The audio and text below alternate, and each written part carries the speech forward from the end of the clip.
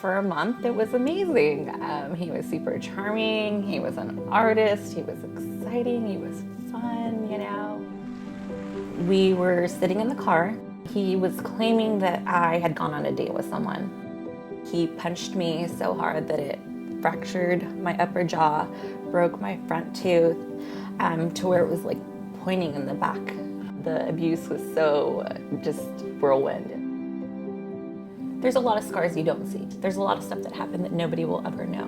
But every time I looked in the mirror, not having a tooth, that would have always been front and center. And so I felt hopeless. I felt like he had won. Dentistry done correctly, it makes a huge difference in your sense of self and the sense of who you know you can be and what you know you can do in the world. I didn't realize for a long time I still wasn't smiling, even after the tooth was fixed. I mean, I was beyond grateful and beyond happy about it.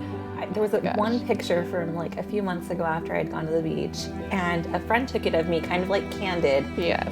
And I have the biggest smile on my face. Like, I haven't seen that me in years, and I almost want to cry because honestly, it's been years. Oh my God, you make me cry. We think it's just so important that everybody remember why it is that we come to our front doors every morning. Whatever it is that is your calling in the dental profession, the purpose of dentistry is to see people come back to life through their smile, whether it's your typical dental client or somebody who's gone through unbelievable trauma. And yet here she is, not a victim, No. and not even a survivor, but a thriver, right? I totally am thriving. Yes. Yeah. Well, Yeah.